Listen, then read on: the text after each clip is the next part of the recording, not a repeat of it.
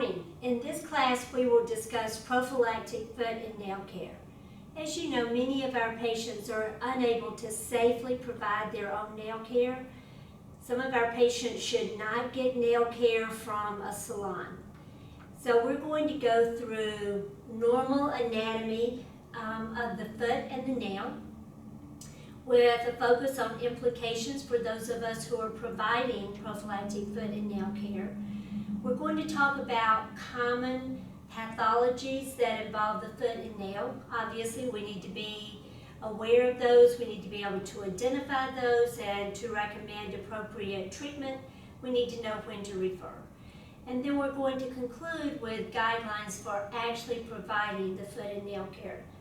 Our goal is to get you ready to go to clinical, either with a certified foot care nurse or with a podiatrist, and to safely provide foot and nail care. Some of you probably really like feet. Some of you may hate doing foot care. But whether you like feet or you don't like feet, you have to be impressed by feet. Because you look at them, they're not that big, and yet they support you in everything you do. Even our bariatric patients have feet that support them no matter what they do. They're standing, they're supported by those little feet. You're running, you're supported by those little feet. So we're going to talk about the structures and the function of the foot that allow your feet to provide you lifelong support, lifelong mobility. We'll talk about the fact that each foot has 26 bones. Most of those bones are very small, so you think, well, how can those bones, those little bones, sustain such high pressures from me just standing here, from me running, from me twisting?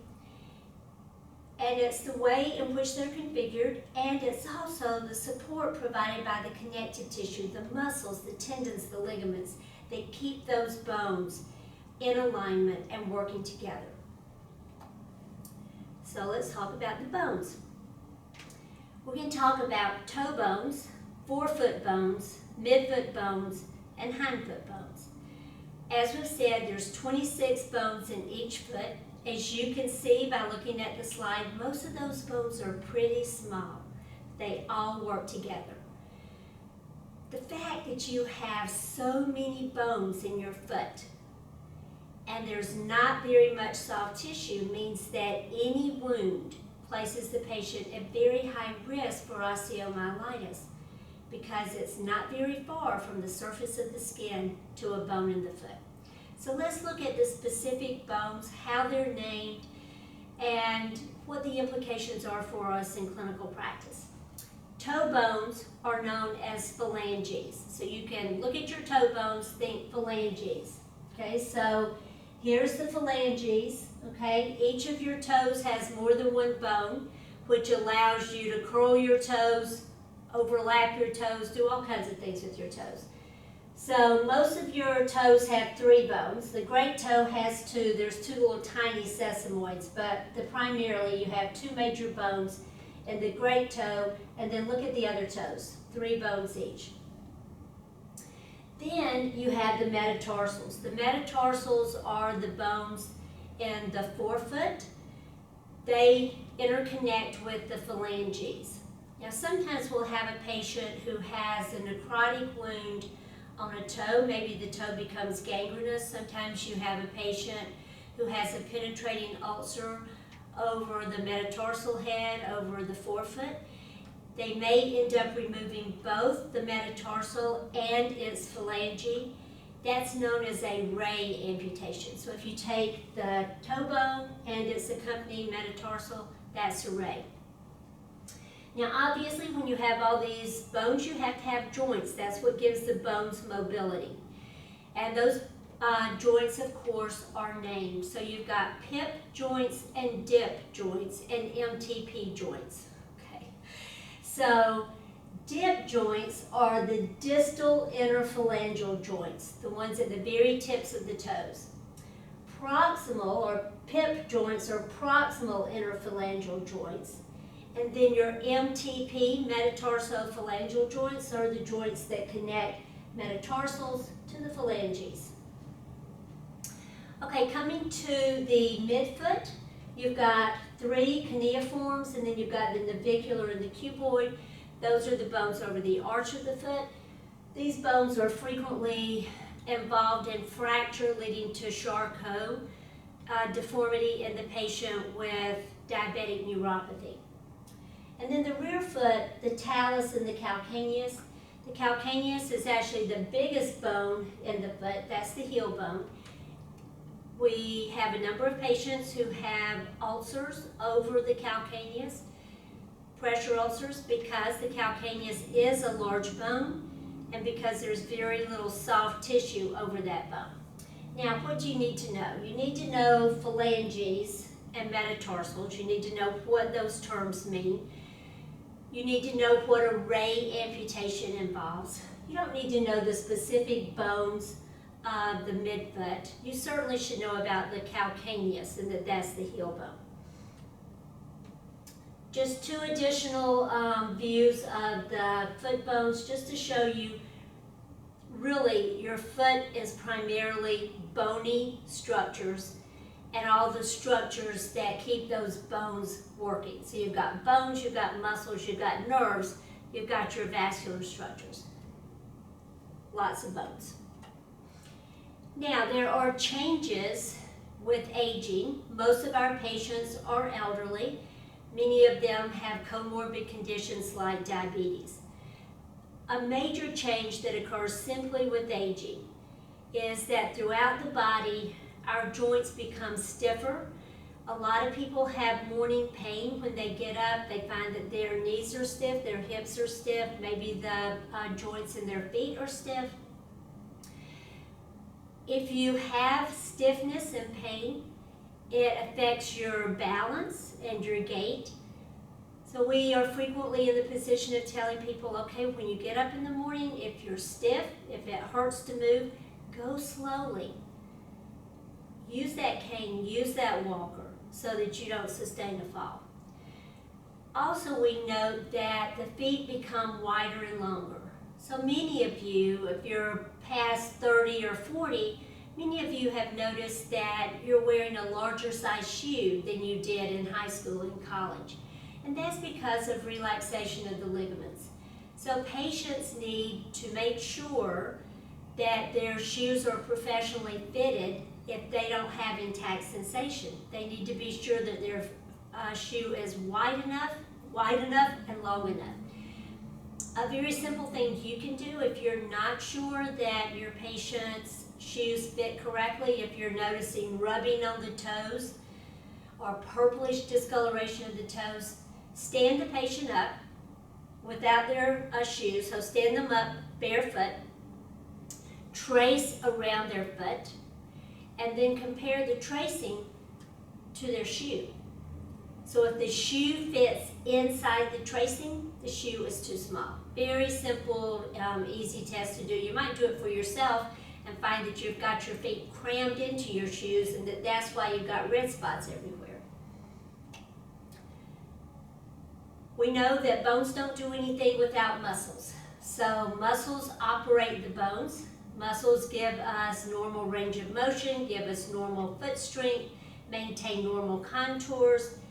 Normal contours ensure appropriate weight bearing and help protect us against injury. So in the foot, you've got 4 layers of muscle over the bottom of the foot. Again, remember, very little soft tissue, so if you're in the position of needing to debride a foot ulcer, you want to be very careful. All of the vital structures are close to the surface. So there's not much distance between that slough you're removing and underlying muscle, nerve, joints, bones. And again, just looking at the muscles, multiple views, just so that you have an appreciation for the many bones and the muscles that operate those bones. Bones don't do anything without muscles. Muscles don't do anything without nerves telling them what to do. So obviously, intact nerve pathways, normal nerve function, critical to normal muscle function, to normal contours, to normal weight bearing, and to sensory protection. We've already talked about this extensively in the class on neuropathic ulcers. We talked about the negative impact of sensory neuropathy, increased risk for painless trauma. We talked about the negative impact of motor neuropathy, where you get altered contours, you get deformities of the foot, you get altered weight bearing, and you get plantar surface ulcers. So when we talk about assessment of the foot and the nail, sensory motor assessment will be a critical element. So just putting it all together, now we're looking at vessels that are critical. So we've said bones, muscles, nerves all work together to maintain normal function. But of course you have to have normal perfusion of the foot to keep all of those structures healthy. Got to have normal arterial inflow as well as venous drainage. Now the critical arteries, when we look at the foot, and you see the pedal arteries right here, you see the major branches. So here's the dorsalis pedis running between the first and second toe, and here's the posterior tibialis running right here. So those are the major branches of the tibial artery that maintain perfusion to the structures of the foot. And you want to know where to palpate, and we're showing you that because you're going to be doing that for all of your patients. Just again, where are you palpating for the posterior tib? Behind, sometimes above and sometimes below the medial malleolus. Practice on yourself. Make sure you can find your DP and PT pulses. That puts you in a good position to know exactly where to look when you're checking pulses on your patient. So, you want healthy bones.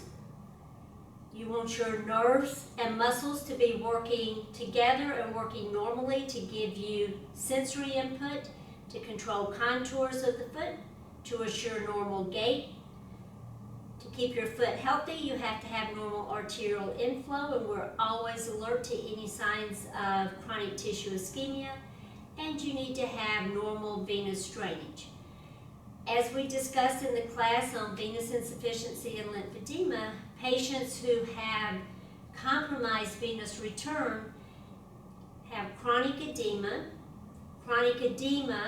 and other changes in the soft tissue make that person very high risk for ulceration resulting from very minor trauma. So when you're providing foot and nail care, you're always looking for any evidence of compromised venous return, any evidence of compromised arterial inflow. So just a quick review of the venous system. You've got your surface vessels, your saphenous veins. You've got your deep veins, perineal and the tibial veins. And then you've got your perforator veins connecting the two. You remember that there were two things that made a big difference in assuring normal venous return. One was the calf muscle. So you need normal calf muscle function. If the calf muscle is working correctly, every time it contracts, it milks the deep veins and propels blood back to the heart. But what if you have a patient who's sedentary? What if you have a patient who's wheelchair bound? What if you have a patient who has major muscle atrophy? Then their calf muscle pump is not functioning normally. They're much higher risk for backflow into the venous system from the deep system into the superficial system. The other critical component is the valves. So normally valves are open when blood is being propelled back to the heart, and then they close to prevent backflow. But what if those valves get damaged? Then you get ready transmission of fluid and blood and pressures from the deep system to the superficial system. Again, you get edema formation, you get leakage of plasma proteins, red blood cells out into the tissues. That's followed by white blood cells, activation, inflammation, a lot of changes in the soft tissue that render the tissue very vulnerable. So again, yes, you need normal bone structure, you need normal muscle function, you need normal nerve function. But to keep all of those structures healthy, you have to have normal arterial inflow so that the tissues get the oxygen they need to function normally. And you need normal venous return to prevent edema and soft tissue changes. So whenever we're doing foot and nail care, yes, we're evaluating, muscle function, we're evaluating for neuropathy. We're looking at gait, we're looking at contours, but we also have to be very alert to any indicators of chronic tissue ischemia. We have to be alert to any indicators of venous insufficiency because those conditions also place that individual at risk and require intervention. And finally, the lymphatics. And you remember we talked about the fact that normally most of the blood that leaks out into the tissues on the arterial side of the capillary bed is picked up by the venous side of the capillary bed and returned to the circulation.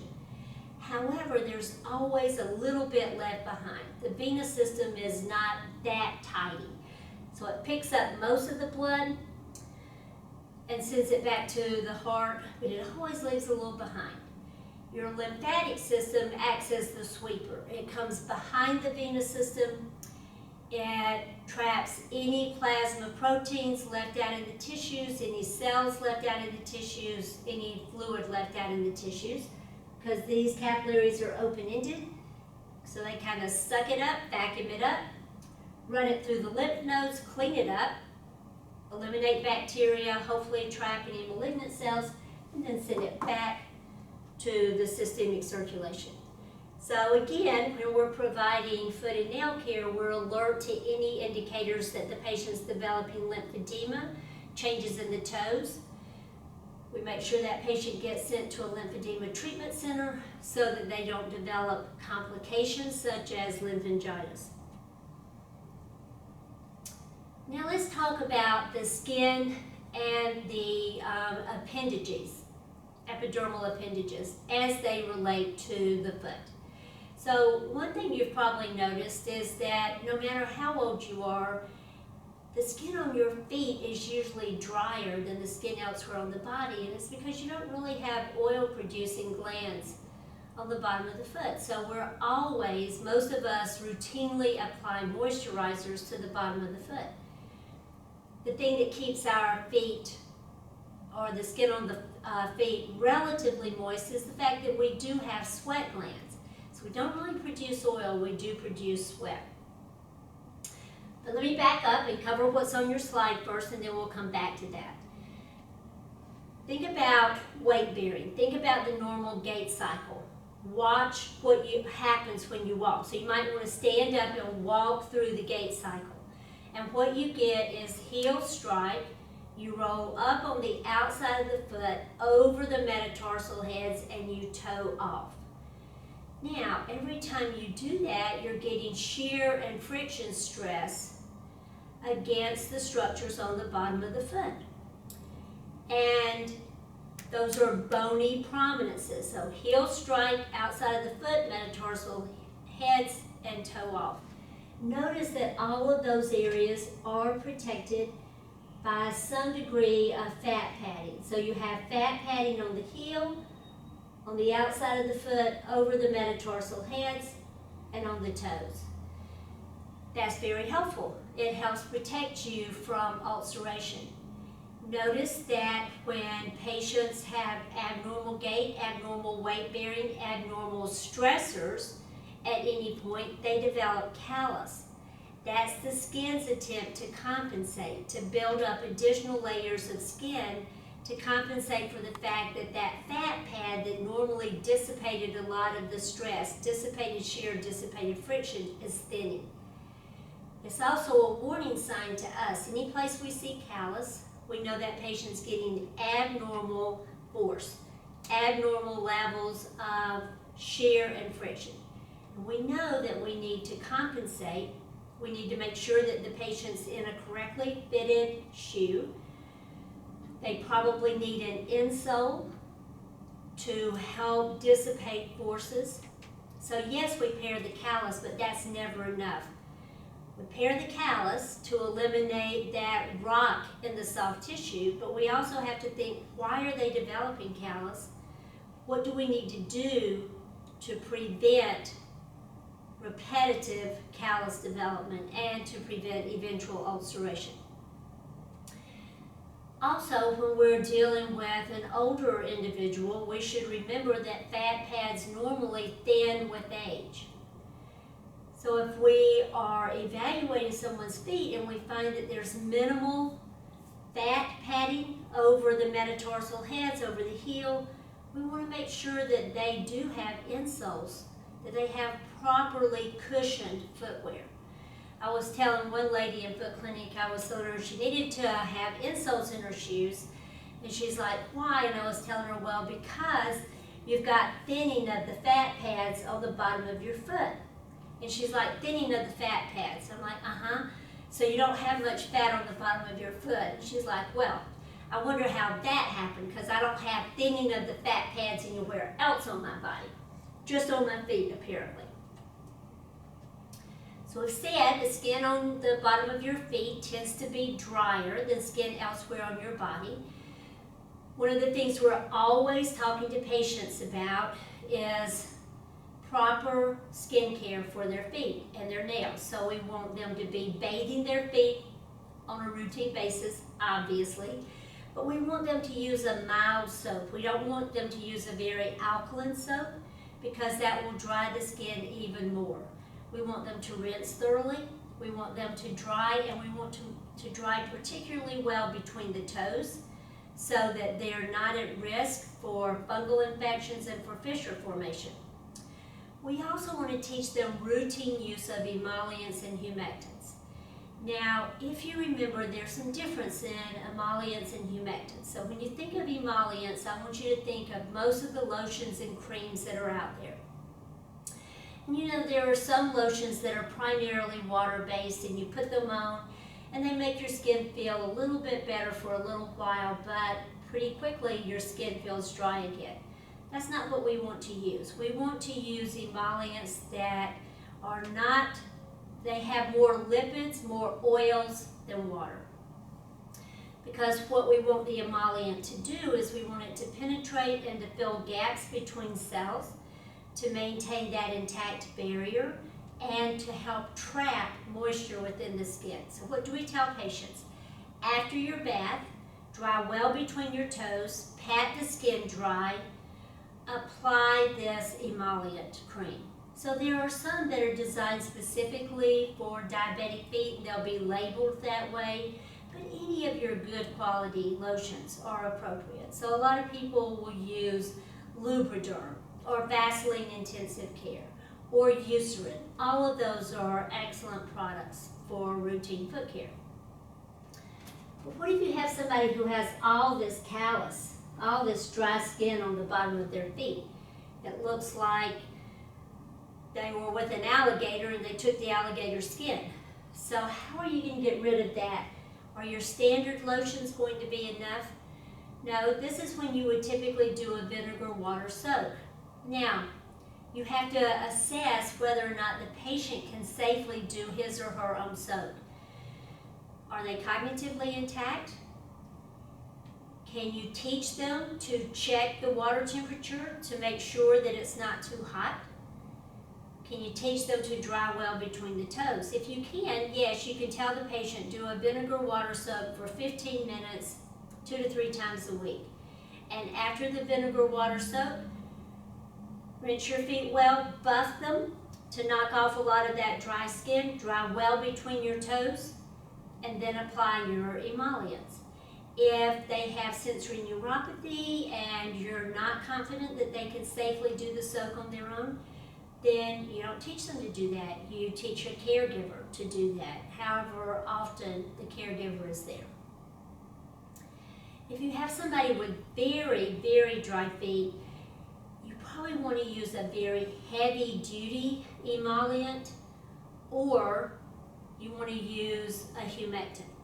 Heavy-duty emollients are those that essentially have no water or very, very little water. They're essentially all lipids. So your petrolatum, hydrophor, aquaphor type products products are used frequently for people with very dry skin. So we'll say, soak your feet, pat them dry, put this on, put on socks so that it penetrates and it traps all the moisture. That's how it works. So when you put Hydrofor, Aquaphor, Petrolatum, or your Eucerin cream instead of the Eucerin lotion, when you put those things on, yes, it helps soften the skin, but mainly what it does is traps the moisture in the skin to keep the skin cells hydrated and plump and healthy. What about humectants? Well, the most commonly used humectants are things that are urea-based, things like lacthydrin or Attractane. Lacthydrin is a prescription product frequently prescribed by dermatologists. Attractane is over the counter. What do humectants do that's different? They're a de-sloughing product. So they work by actively attracting fluid from the environment and the surrounding skin and tissues and pulling that into the surface layers of the skin and separating those outer layers from the inner layers. So when you use a product that's a humectant, it's actually intended to de-slough. When you have people with very dry skin, you want to use a combination of heavy-duty emollients and or humectants. For patients for routine care, you can just recommend good quality over-the-counter lotions, like your Eucerin lotion, like your Lubriderm, like your Nivea, those things. Okay, so we've talked about the foot in general. We've talked about the structures in the foot. We've talked about implications for care. One of the things you'll be doing is cutting nails, thinning nails, paring corns and calluses. So you need to be very knowledgeable about normal nail structure and function. And we're going to go through the structures of the nail, and we're going to talk about things that you need to be particularly alert to when you're providing nail care. So obviously, you have the nail, and that is known as the nail plate. The nail itself is the nail plate, so that's the outer surface of the nail. Then you have the nail bed. That's the underlying skin.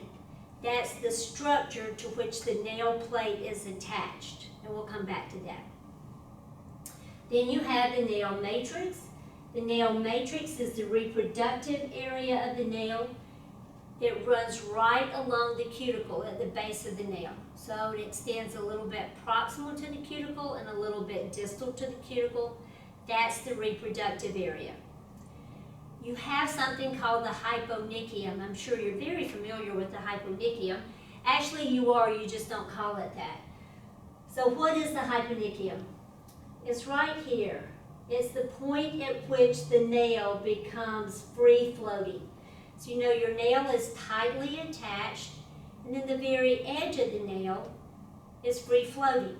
Some of us have minimal free-floating nail, and others have a lot of free-floating nail. The point at which the nail becomes free-floating is the hyponychium. Some of you have heard the term the quick, and you know that that refers to the end of the attached nail. And you know that if someone cuts their nails too short and cuts their nails past that point, it can be painful. The quick is the same as the hyponychium. Then you have nail folds. That's the skin surrounding the nail, those folds of skin, and nail grooves. And we've talked about the free border, but we'll talk about all of these in a little bit more detail. So let's talk about the nail plate itself, the toenail. It's actually composed of 3 layers that overlap each other. They're stacked on top of each other. And what's it made out of? It's made out of modified skin cells with increased amounts of keratin that make the nail plate much harder. So it's just modified skin. You've got a thin outer layer, the dorsal layer. So you think about sometimes when your nails are overhydrated and they start to split, and you peel back that top layer of the nail. That's a pretty thin layer that you peel back. That's the dorsal layer. Then you have a thick middle layer, and then you have the inner layer that is right next to the nail bed and continuous with the nail bed and the nail matrix. We'll come back and look at that. So one thing that people have asked is, why do we have nails? I mean, obviously we spend time trying to make them pretty and everything, but why do we have them? Do we really need them? Well, nails provide protection. They provide protection of the underlying nail bed. They protect the underlying nail bed from friction, from pressure, from trauma. When your nails are overhydrated, they're very thin and soft and they split easily. When they're underhydrated, they're brittle and they may crack. Obviously, you want nails that look a lot more like this and not at all like that. Okay, so the nail plate is the outer nail. That's what we see. That's what you're going to be trimming. The nail bed is the layer of epidermis to which the nail plate attaches. We talked in Anatomy and Physiology of the Skin about the fact that the epidermis and dermis are normally tightly interlocked, that sometimes that interlocking configuration is lost late in life. The nail plate and the nail bed also demonstrate this very tight interlocking configuration. It's like the nail plate is glued to the nail bed. Nails don't just fall off. The only thing that tends to disrupt that tight connection between the nail plate and the nail bed, sometimes fungal infections, sometimes circulatory issues or other systemic conditions, but in general, tight adherence between the nail plate and the nail bed. In fact, they're so tightly adhered that if I say somebody got their nail ripped off, you probably cringe because you know it would be very painful. And traumatic disruption of nails is one form of torture. So that tight configuration. Oh, that's just people at foot clinics. So when you come on site, you're going to go to foot clinic, and that will be you. Okay, the nail matrix. The nail matrix is the reproductive area of the nail. It underlies the nail plate, is continuous with the nail bed. So here's the nail plate, here's the nail bed, and here's the matrix. The matrix extends from a point proximal to the cuticle to the end of that little crescent-shaped white area in the nail bed known as the lunula. So this is the reproductive area of the nail. 8 millimeters proximal, that's 0.8 centimeters, so about 1/3 of an inch proximal to the cuticle, and then to the distal end of the lunula.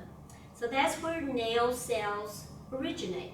They originate here, they migrate along here, and they start to form the nail plate.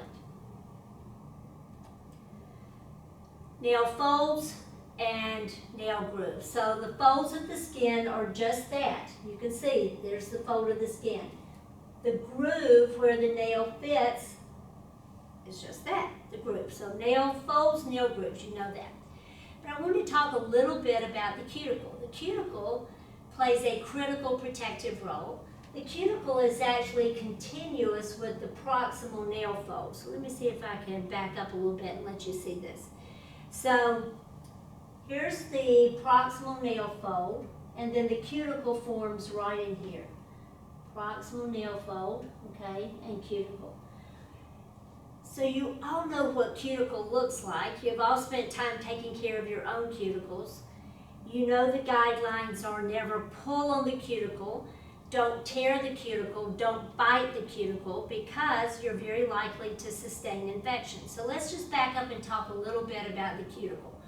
What is it? Where does it come from?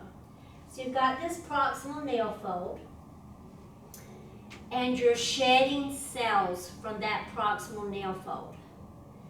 And those cells are deposited on the nail plate, the toenail itself, or the fingernail. And they adhere to the nail plate.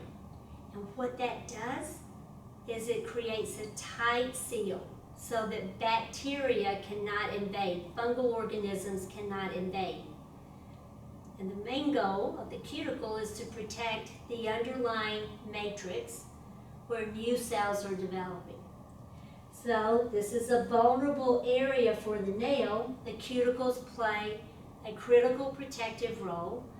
When you're providing foot and nail care, you never want to tear or injure the cuticle.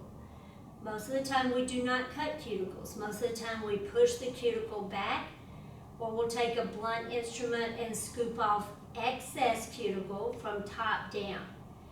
If you cut the cuticle at all, you want to keep the nippers very flat. You never pull or tear, because when you do that, you're pulling the cuticle away from the nail and the skin, and you're creating a potential pathway for bacteria and fungal organisms. So critical to protect the cuticles, or you end up with this scenario. The free nail border. So one of the things we'll talk about when we start talking about how you actually provide nail care, and one of the things you'll hear over and over in foot clinic is take your spatula or your orange wood stick, explore the edge of the nail to establish the free nail border. So the free nail border is the point at which the nail is no longer attached. It is a point at which it extends from the underlying nail bed. That's the part of the nail that can be safely trimmed. So you'll use your spatula to determine, okay, where is my free nail border? And then you'll take your nippers and you'll follow along the free nail border. A common question is, how do I avoid cutting the nail too short? And the answer is, follow the free nail border. So you'll get a chance to practice that again. Take an orange wood stick on yourself, find your free nail border. How fast do nails grow? Not very fast. 2 to 3 millimeters a month. That's pretty slow. And it explains why it takes so long for a nail to grow out. So you've noticed if you get trauma to your nail and you've got this little hemorrhage area in the underlying nail bed, it takes forever for it to grow out. If you get a fungal infection and you're treating the fungal infection, it takes forever for it to grow out. Complete replacement of a fingernail takes about 6 months. Complete replacement of a toenail takes about 18 months. So if you're teaching someone to treat a fungal infection by applying a product along the cuticle so that it's absorbed into the matrix and it affects the developing cells, you have to tell the patient this is not going to be quick. It's going to take a long time. 6 months for a fingernail, 18 months for a toenail. Now, some people's nails grow faster, some people's nails grow slower. People with psoriasis, their nails tend to grow faster. People with vascular disease, their nails grow slower because they don't have the nutrients they need, the oxygen and the nutrients.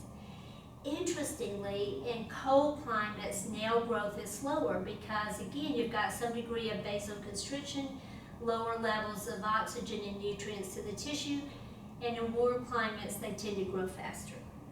Why do I have Vicks VapoRub here? We'll come back to this. We sometimes use Vicks VapoRub to help treat fungal infections of the nails. We teach patients to apply it along the cuticle so that it can penetrate and affect the developing cells in the underlying matrix, but it's not quick. It's very safe. Okay, so we've talked about normal structures.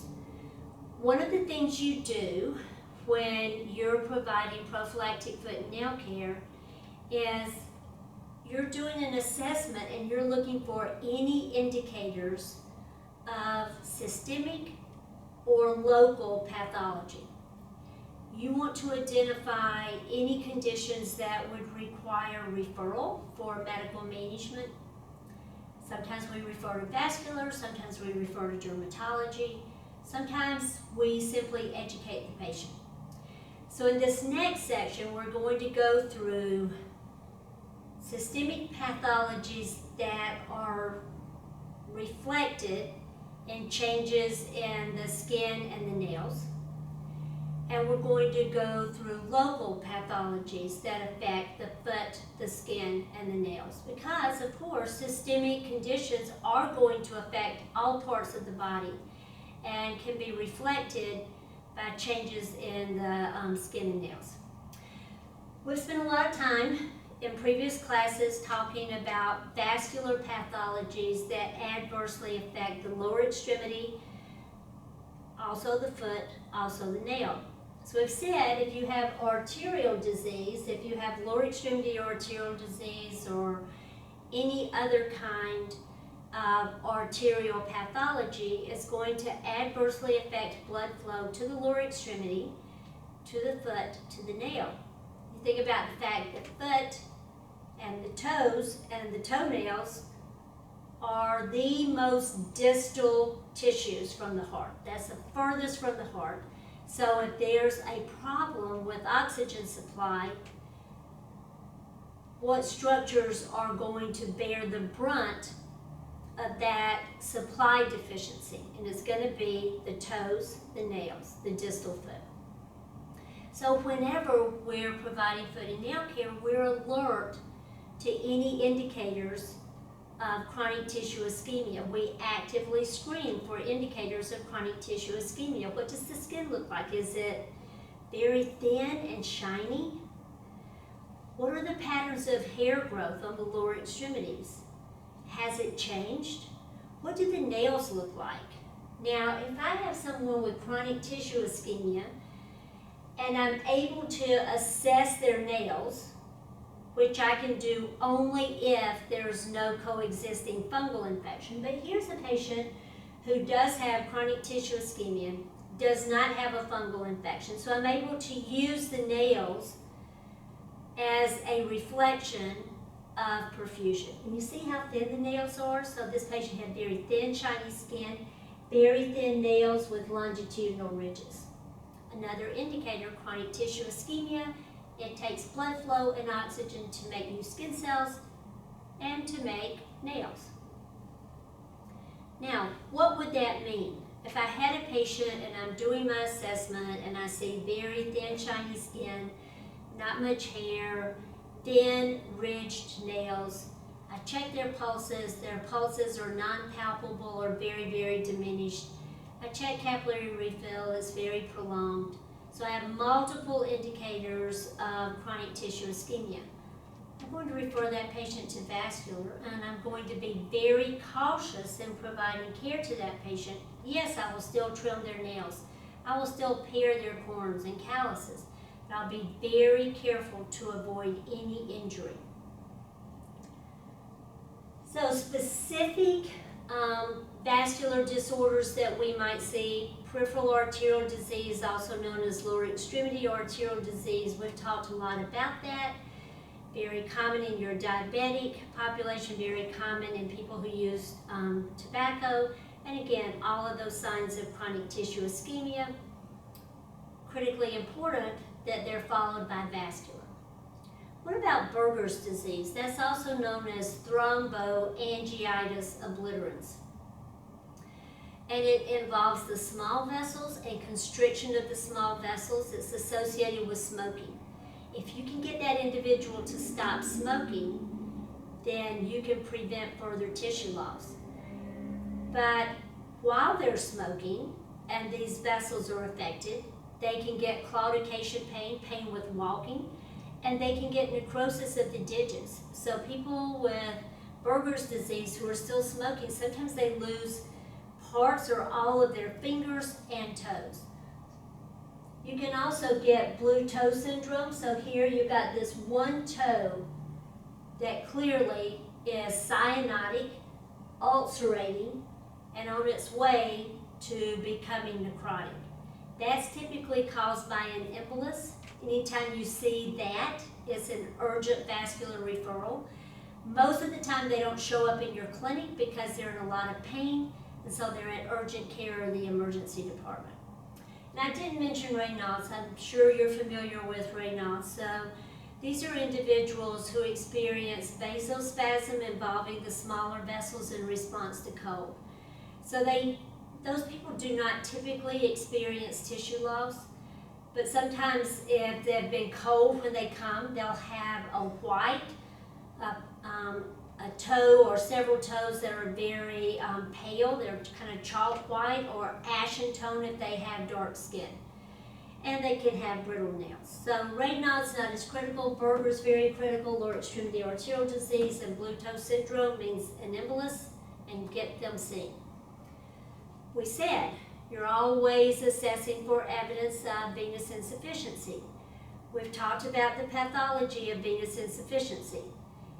Venous distension, back pressure on the capillaries, leakage of blood, plasma proteins, red blood cells, eventually white blood cells out into the tissues. So I don't know how I got this upside down, and I apologize, but try to reverse it in your head.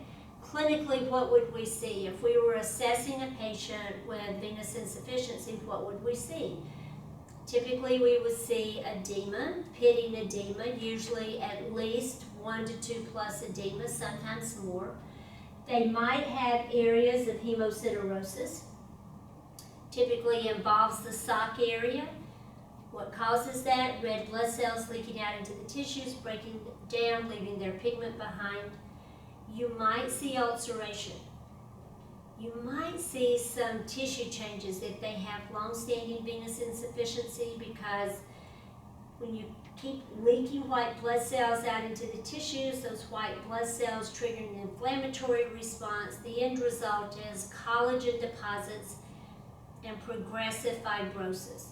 So if you see a patient with lower extremity edema, if you see a patient with a combination of edema and hemosiderosis, if you see a patient with evidence of healed ulcers, an open ulcer, atrophy, plunge, those little white areas, if you see varicosities, all of those things are indicative of venous insufficiency. You want to talk to the patient. Are you seeing anyone about your leg? Are you wearing compression stockings? Do you elevate your legs several times during the day? What are you doing about this? And do I need to get you connected to someone in vascular? So we've talked about vascular conditions that can affect the health of the lower extremity, the foot, and the nail. We've talked about the fact that you always screen for evidence of vascular issues, arterial or venous or lymphatic. You always make sure that that patient's being followed appropriately and provide that patient with basic education. There are some other systemic conditions that can affect the foot and the nail, or the patient's ability to provide safe foot and nail care. Autoimmune conditions can affect the health of the lower extremity, the foot, and the nail. Scleroderma is a great example. We have a number of patients with scleroderma, and you know that you get changes in the soft tissue, increased collagen deposits, the tissues become progressively firm, fibrotic, inelastic. You get prolonged healing if there's any injury at all. So if I have a patient with scleroderma, in addition to making sure that they're using moisturizers routinely to keep the skin as pliable as possible, making sure that they're being followed appropriately by their medical team, I'm also going to be super cautious not to cause any injury. If I'm paring a corn or a callus, I'm going to stop before I get all the way to the base. If I'm trimming the nail, I'm going to leave some of that free nail border. I'm not going to come right up to the edge. I'm just going to be much more careful and conservative. What about arthritis? Well, with rheumatoid arthritis, the big issue is, of course, pain, but also major deformities that are going to alter foot contours, weight bearing, is going to make the patient much higher risk for ulcer development. So if I have a patient with rheumatoid arthritis, in addition to making sure that they're being seen and followed, I want to make sure that they have appropriately fitted footwear. I want to make sure that they have insoles. I'm going to be very alert to any areas of persistent erythema, any areas of callus formation. That indicates to me that they're getting repetitive trauma or unrelieved pressure from a poorly fitted shoe. What about psoriatic arthritis? Pretty uncommon, most likely to involve the distal interphalangeal joints. The main thing for us is if we have patients who come in and they're telling us their feet hurt, we want to ask questions about where is the pain, what are the characteristics of the pain, what makes it better, what makes it worse. Many times we'll end up referring those patients. If we think they have a musculoskeletal problem, we're going to refer them to an orthopedist or to a rheumatologist. You might see patients with gout. They develop acute arthritis